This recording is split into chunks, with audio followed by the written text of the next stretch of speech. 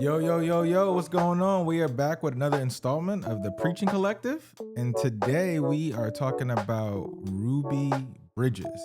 Pastor V, talk to us a little bit about Ruby.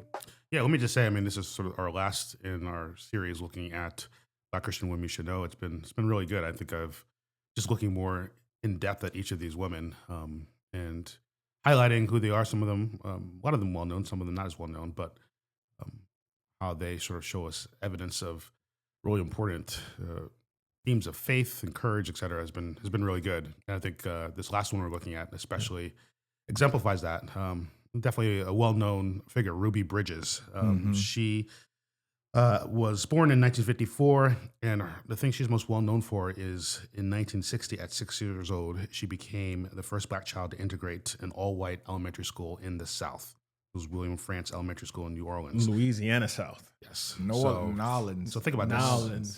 Shout out to D1. this. Shout out to D1. Yeah, shout out to him. So 6 years old, first to integrate this all-white school, and there's famous photography of that moment when she walked into school surrounded by federal marshals because of violent protests and threats.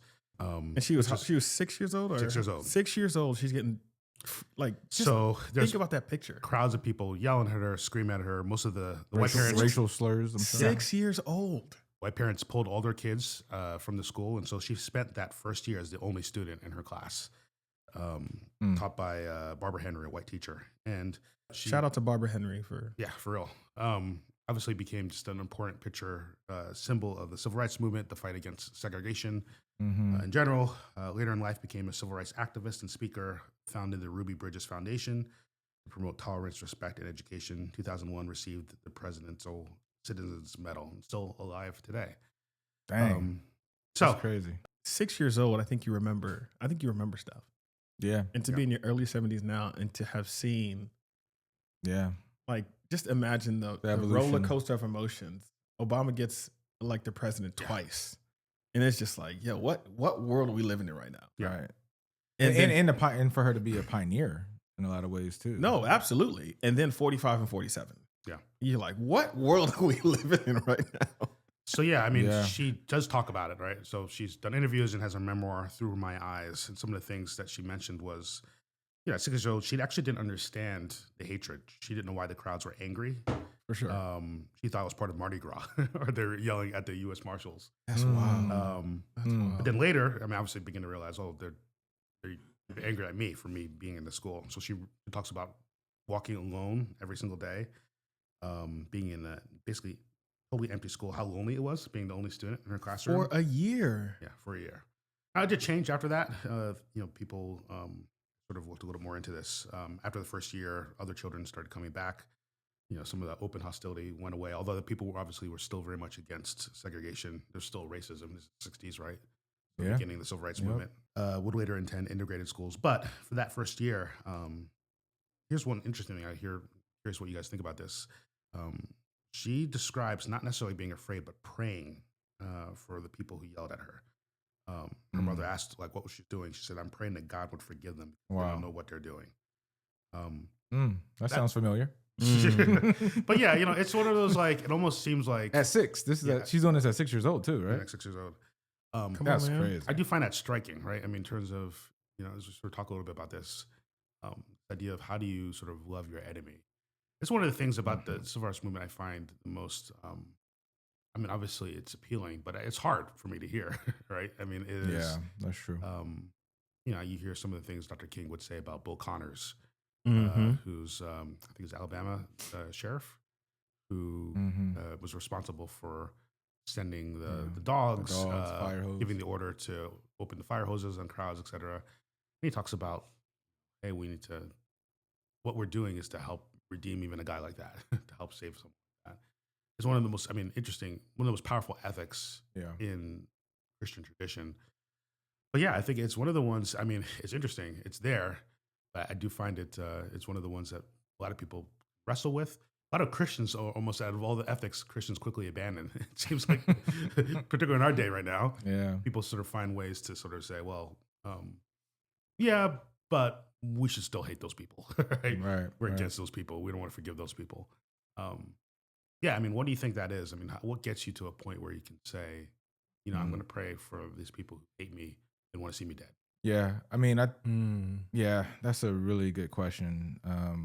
In some ways, I just want to say on the onset, like, I feel like sometimes like that can be weaponized in some Yeah.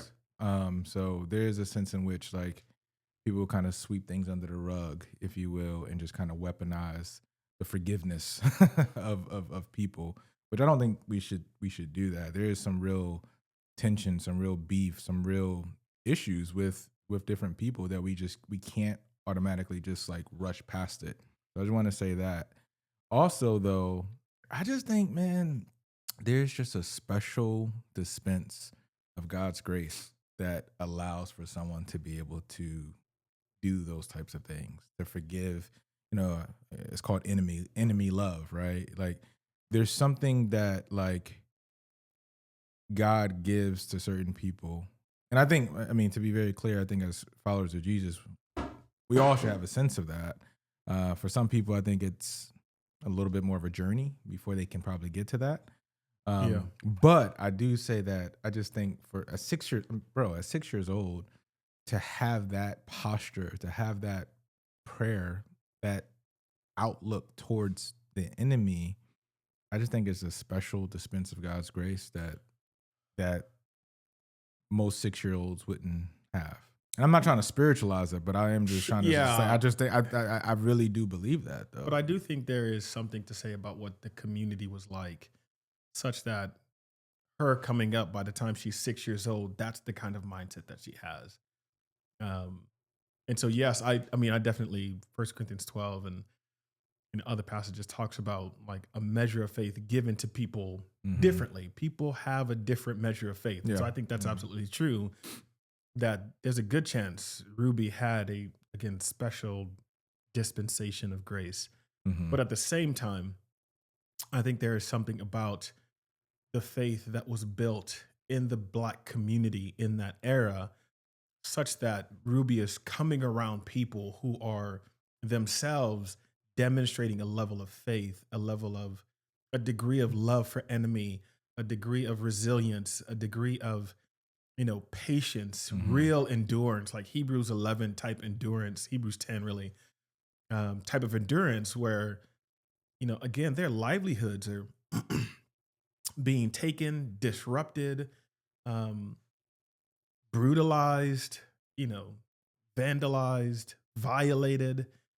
And Visceral.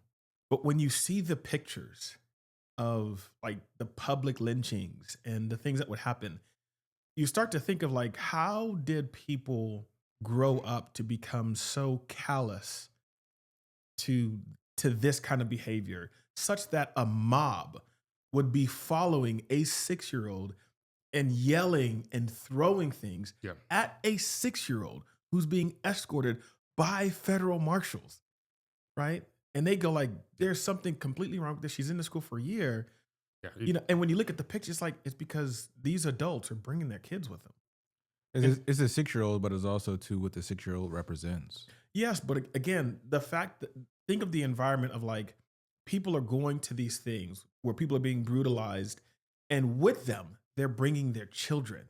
During slavery, during Jim Crow, during all these things, children are just desensitized to the entire thing and just think like, oh, this is how it is. You go home and you ask a question of, why is so and so, in the shed when we're in here? Oh, well, baby, that's because that they're it's cursed and we're not the same. And you just kind of normalize the lies that then justify this kind of behavior, and then you do that over generations. Yeah, I mean, to add to that, I mean, I was looking a little bit more into this. I mean, during that year, there's all these different threats. Someone threatened to poison her. Another held up a black baby doll in a coffin when she was walking in. Got to the point where like they only let her eat food from home. You couldn't trust like food when to get poisoned. Oh, absolutely that's right, not. yeah. Wasn't Yeah, allowed to participate absolutely. in recess. I mean, you're talking about, yeah, you're right, a whole environment. Yeah, one of the marshals said, never cried, didn't whimper. I mean, that's just sort of another theme here, just her courage in the midst of all this, kind of boldness to go through this. And yeah, I think what you're alluding to, James, yeah, it's one of the. It just takes us. Well, I mean, it's just part of the whole. Not directly related to Ruby Bridges, but part of the whole environment, like you're talking about. Um, it is striking during that time period how this was sort of communally accepted, right? Mm-hmm. That this is we're against this, and all of us fight against this, right? Mm-hmm. Community From racism. old to young person. And so one of the most striking images you can see, as you were talking about, is during the during a lot of the height of lynching, which were more like in the 20s and 30s, right? Mm-hmm. Obviously continued on, but during that time period, there's you see images of a black person hanging from a tree, and you see a crowd of white people who are Cheering. there, smiling. You see children there as well, and that image. What's striking about the image is no one is masked, right? No one is like trying to hide who they are Nope. because they know like nothing's going to happen to them. Again, it's just part of like some parts of the South during that time period. Like this is what we do on Sundays, right? It's an event. And Like they going- would, it's like they going put to it the- on post. They would put it on postcards. They're dressed up. They would, after, I mean, some cases after church, they'd go and find someone who they, they would crazy. falsely accuse of having done something, would torture them, Mm-hmm. strip them naked, torture them, sometimes burn them, and then hang them. And hang them. Right. And so, It's like going to a football game and cheering for your team in this type of way. This is what some of the Yeah. people did during that time, exactly. Yeah. which so, is crazy to think about. yeah, it's crazy. I mean, praise God, and we don't have that anymore, but it just shows you it lasted far too long. Yeah. Right. And you're right. It became normalized, such that then, the idea that like, oh, what we're yelling at a 6-year-old or throwing things at a 6-year-old just for wanting to be educated. That no one sort of stopped and said like, what are we doing here? No, it's like, no, this is what we do. And it's again a reminder of how easy it is, how easy hate and sort of a certain pattern of how you treat the other that way Mhm. can be embedded in a person, and then reinforce itself over time. Mhm. And it also says that it was sometimes the only way to really break people of that is by bold acts like this. Almost like let's say that what was needed, and I think what the civil rights movement did really well was direct confrontation, Mhm. not necessarily violent confrontation, but just sort of like direct, sort of human to human confrontation that showed like, hey, these are people, and here's how they're being treated. And at a certain point, you have to ask, like, is this the kind of Is people this we want to be? okay? Yeah, is this Yeah. okay? The kind of people. Now, there's a lot of people say, well, yeah, it is okay. But like the more you sort of confront it over and over again, the more you have images of people having stuff poured on them just because they're sitting at a lunch counter, Mhm. having a fire hose put on them because they're walking to get registered to vote. The more you do that, I think it helps sort of show what's actually there, Yeah. and can lead to change by God's grace. James, you mentioned the kind of the culture, the ethos of a Ruby Bridges, that she's able to, how she grew up, what she saw, Mhm. kind of like, the black church at that time, if you will, Mhm. and how she was able to have that response, partly because of the culture she was kind of Mhm. grew up in. I'm curious in terms of today, like what type of culture, if something like that was to happen today, do we have a culture that will have Ruby Bridges response for our 6-year-olds? I'd like to think so. I mean, I'd like to think there's some who would. Yeah, I would agree with that. I think so because again, even when you think of letters from a Birmingham jail, like the black moderates and the people who were talking to or trying to convince MLK that he was trying to do too much, that he was pushing the issue too much, that like there was a group of comfortable black people who thought segregation was fine. Yeah. When MLK would come out and again, MLK was he was the more conservative of the two. Like Malcolm X was way more vigilant. Black Panther's way more vigilant about what needed to happen. And MLK was still strategic and still knew like, hey, if we're going to affect anything, like we need to affect the money and the economics, and working with the people that he did to make sure that what was happening was visible so that people could understand viscerally, like, this is a real person. And if you believe in the Imago Dei, then look at what's happening to them. And again, like praise God that a generation had passed, certainly from lynching, and maybe Jim Crow era, to, the stuff that's happening during the civil rights movement. You're talking maybe 20, 30 years, but still, like, you've got parents who grew up in that, like the people who were dressed up and were sons and daughters in a lynching area, Mm. probably the same people throwing tomatoes at Ruby Bridges in the civil rights era, you know. Hmm. And so despite the fact that there's a group of, again, churches and there's a Black population, that was okay or was comfortable enough to think that MLK rocking the boat was a problem, um, there was still, as we know, a whole other set, a whole Mm. mass of people, who still were enduring, who still were meeting, who still were gathering, praying, fasting, and their children, you know, Yeah. are the rubies. And I think today it's the same thing. There's a group that, and we know them, the VBs and the, the others who like, yeah, just preach the gospel. Like we don't need to deal with the social justice stuff. We don't need to spend our time with distractions, concerned, in society and social issues. The gospel is pure and should be unadulterated. Which again is just one of the normalized lies about what the gospel actually is. Yeah. But there is a whole mass of churches and people, again, who endure, who are in those hard spaces. We talked to Pastor Derek Parks. like cats like Derek. I was like, yo, they really doing it. They're really in those spaces, like doing the work, enduring. They know what it's like to live in those spaces. Their children, if something were to happen today, would be the Ruby Bridges of our generation. So as we think about preaching Ruby Bridges, some things kind of came to mind in terms of like, obviously the idea of courage and bravery and things of that nature. But what are some like actual like scriptural passages that really gets to the heart of what she represented? Well, yeah, Matthew 5, love of the enemy is probably the most dominant one. What it means to that one. That's a good one. Pray for those who persecute you. Pray for those who persecute you. I mean, that's probably the most dominant one. I mean, there's some others as well, I think. There's sort of sense of faithfulness to the Lord, persevere. When they blessed are you when they persecute, from the Beatitudes, earlier in Matthew 5. I mean, those are some of the things that sort of come to mind. I was thinking of all those I think is great, but I also was thinking about, and this is the kind of the strong and courageous type of aspect. But Psalm 27 verse 14 says, "Wait for the Lord, be strong, and let your heart take courage." So that one came to mind. Also, the 2 Timothy 1:7, "For God gave us a spirit not of fear, but of power and love and self-control." Yeah. And so those, and then I have another one too. This one's from the Old Testament, but the 2 Timothy one, like there's a lot of like self-control that I feel like you have to have if someone's throwing tomatoes at you, if someone's calling racial slurs at you.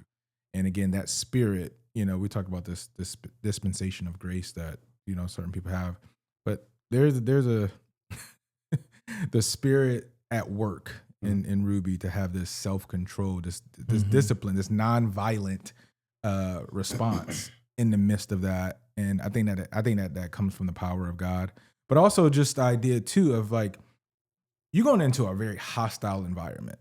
You know what I mean? And like, very, very hostile, very, use that word visceral a lot, that vile. And I don't know, the image of like visceral in the sense of like it affects your, like it's in your heart. It affects the heart. Yeah. But I was thinking about Daniel.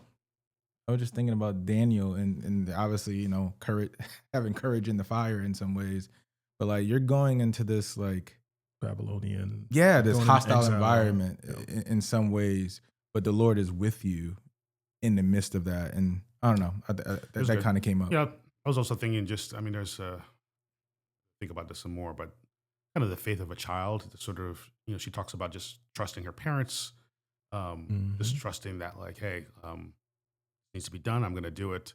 Kind of sort of simple dependence on the Lord, help ground her in what she's doing. I think there's something there as well.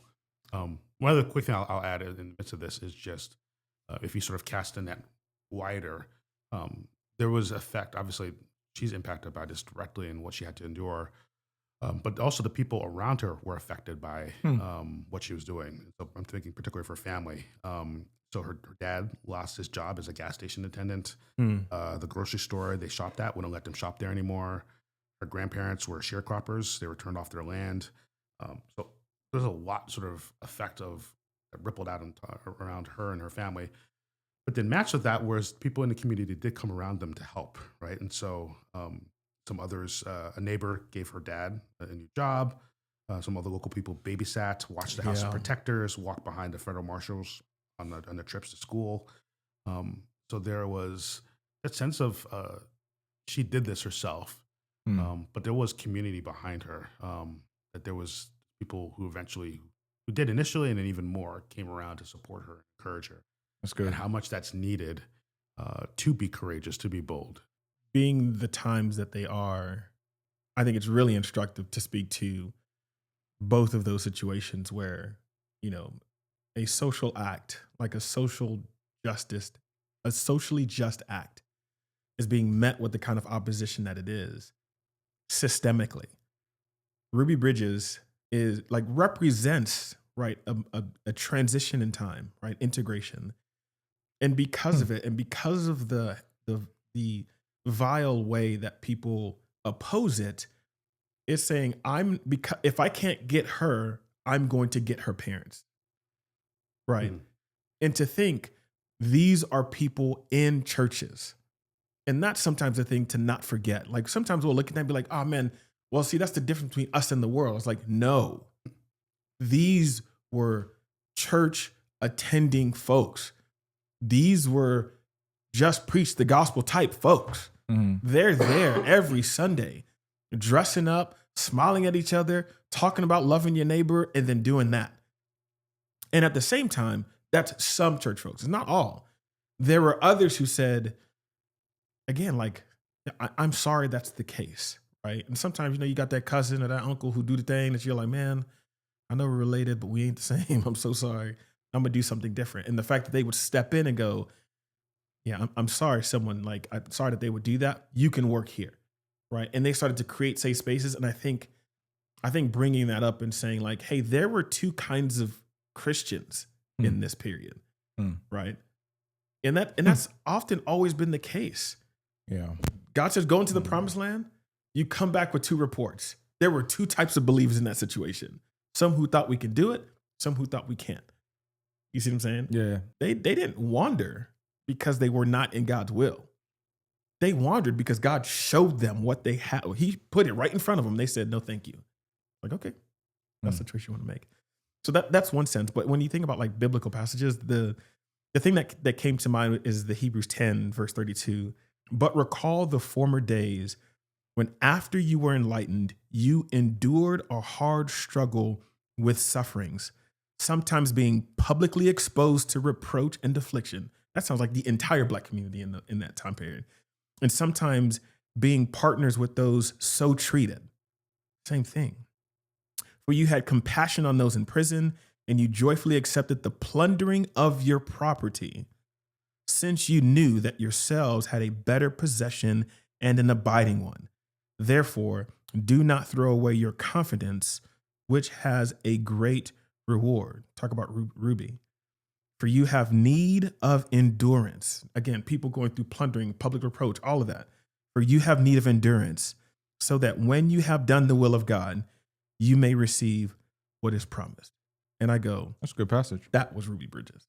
Yep. That Yeah, was it's a really good passage. like churches and the community that she grew up in going through that kind of situation, because that's exactly what was going on. And they go, we'll endure it.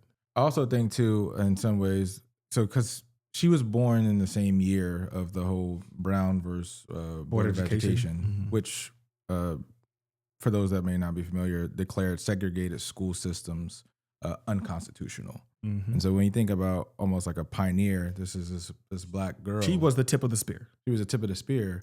But when we think about like the multi-ethnic church and diverse churches and this idea of, integration with different ethnicities, cultures, and stuff like that, in some ways, obviously this is in the context of a school, but she's almost showing how and pioneering that there's a all types of people type of integration, because some people at this time would say that no, blacks should stay with blacks, whites should stay with whites. It shouldn't be that. She's entering into this integration period. By the way, I know some Christians that actually would argue that I've heard some of those. There should have never been an integration of different ethnicities and cultures in one space. And I'm not talking about non-Christians. I know some Christians that will actually argue that. Sure. And so, anyways, I just think in terms of our church as being a diverse church, multi-ethnic church in some ways. I think about her integrating into schools in a similar way from that diverse aspect. I think especially when you think churches who have the value of being multi-ethnic, or again, you think of Revelation 5:9 and the idea of being gathered in the throne room, right? And you come to the worship services or the gatherings, and you go like, oh well, if the idea is that our gathering might in some way display on earth what is happening in heaven, right? Thy will on earth as it is in heaven. And you would say, oh, the reason why we want to see every tribe, tongue, nation, people, language in our gathering is because we believe that's what heaven's going to look like. That's what heaven's going to look like. Yeah. That's the Bible we're reading all the time. Yeah. So if I'm, and that's where, for me, it becomes a really challenging reality to grasp. Even now with a lot of conversations, and you start to hear issues around social justice and justice issues and any of that, and people go, no, we don't need to talk about those things. I'm going, what world do you believe we're going to enter into? I go, what gathering do you think is going to happen in that throne room? If it's not, I go, you can't just say every tribe, tongue, nation, people, language. You can't just say that and then look in front of you and go, oh, it doesn't need to be this way. Or when they gather, they all need to assimilate in this way. I'm like, that's not how anything happened in the Bible, right? It's hard to understand the sort of acrobatic nature with which we try to read the Bible or twist it. And again, it's not, I guess, it's not uncommon. Peter writes about this, those who try to twist the things for their own purposes. And maybe not intentionally, but it seems just like an insincere, a discompassionate, uncompassionate way of reading the scriptures, to think that the Jesus we follow isn't the most compassionate one, who's saying, come to me, those who are weary and heavy laden, right? I came both eating and drinking, and you religious people thought I was a glutton, a drunkard, and a friend of sinners. But then every time we get into some situation where it's oh, well, they shouldn't have been doing that. Right? Solomon asked for the wisdom of God. God gives him wisdom. And the first story he tells is about judging justly between two prostitutes, two sex workers. And today we'd go, they're not even worth hearing. Stop living that life is what we'd say today. The Bible goes, oh, actually, that is the story I'm going to tell you about how Solomon used the wisdom of God. And we don't ever tell the story that way. This is good, man. Good conversation on our dear sister Ruby.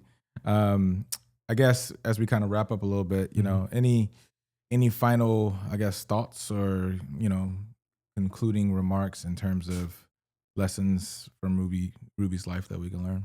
I think I'd reiterate the things that we said, but I'll throw this in at the end. I think just the ongoing work that's needed in some of these spaces. It's interesting what she's doing now. So she continues to work for issues of justice and equity, and she is the chair of the Ruby Bridges Foundation. And let me see if I can find a quote. Yeah, the Ruby Bridges Foundation, formed in 1999, promote values of tolerance, respect, and appreciation of all differences. And she describes the mission of the group as racist. She says, racism is a grown-up disease, and we must stop using our children to spread it, which I think is a great quote. And that's these things spread from generation to generation. I think one other thing to say is just, she continues to do that good work. I don't expect that Christians will get things right just because they read the Bible. I just don't expect that. That's fair. God followers in the Bible didn't get it right. I have no expectation that Christians are just going to live just pure lives just because they're Christians. I understand we're filled with the Holy Spirit, but again, read the Bible, you'll see, right? Galatians 2, right? It's just a clear example of like, yes, you're filled by the Spirit. You walked with Jesus and still, right? So what makes me think that I'm going to be any better, right? I feel like that's arrogant. So I don't have that kind of expectation. In this situation, when someone calls you out, take Galatians 2, right? It would wake you up, right? When you hear a podcast like this, when you see rage in the streets and there are people who very patiently and intelligibly will call out the entire, like the family of God and say, yo, wake up, look, like this is not okay. The treatment of these people, the treatment of foreigners, the treatment of like the least of these, we shouldn't treat them this way. Sure, they're in prison. That does not mean they're animals, right? Like we don't have to treat people this way. And it's the same thing in Ruby Bridges' situation. Like in that time, if you're Black, you're no better than an animal. Like my dog is worth more than you. There are people today that still talk like that, right? And so I'm saying like when the messages come out, when people are, especially when it's coming out in like gracious and generous forms of saying like, here is why people are upset. Here is what is going on. Hear those things, right? Don't be so callous when you see things like portrayed by the media, and just because what you're used to watching makes a compelling argument. I'm like, remember the things you've read, right? You know the Bible does not speak of these things. So when someone is raised who is a part of the group who's being like oppressed or publicly reproached or any of these things where it's like, yo, this shouldn't be happening. I just don't just turn the page and then turn it off and then go back to life as it is because you don't have to deal with it, right? Let that sit with you so that when you're in that conversation at home or in that home group or at that church, or when somebody makes that comment in passing, like you stop and go, yo, man, that's not okay. Like it's a real problem. It's not okay. But for so long, that's what happens, right? All these things are happening, and then it becomes a joke. It becomes a side joke, and somebody says something. It's like, oh, I'm just kidding. It's like, no, but you're not. Like, that's not the kind of thing to play about. Yeah, you know? That's good. One last thing. I just want for the children, obviously we all have children and whatnot. And I just think we all have children. Yeah. They don't all, We all have children in this room. There are a lot in this room. There are a lot of other people that are tuning in that have children. Some of them may be wanting to have children and praying to have children. But I just think that, as we think about Ruby Bridges, just as an encouragement of like, God can use anybody. Oh, that's facts. God can use children. Like children, you matter. And whether you're, 7 years old, 6 years old, 5 years old, like, God can use you mightily. And I just think that this is a good word for everybody, but particularly for those children out there. God can use you. And I just want you to be encouraged by that, in a mighty way. Young. You can have courage. You can have, self-control. You can we can look at the life of Ruby Bridges and see how God empowered her in a mighty way, but specifically for children, man, like you can be used by God. Amen. You can be used by God. With that said, man, as we always say, like, share, and comment. And specifically in the comments, I know y'all out there. So get in the comments, and I really want to see, what are your thoughts about, do you agree that with segregation or desegregation? Or I want to know, do you think that we should have always just been whites over there, blacks over there, Asians over there, whatever? Or do you really think that, I want to hear where you stand on that in the comments. I want to know. I'd be surprised if any of those people would listen to our podcast, but that'd be great if that does. Maybe. And I want to know the reasons why you believe that we should have integrated, or if you believe that we shouldn't have integrated. I want to hear that. Like, share, comment. And as we always say, love God, love people. We're out.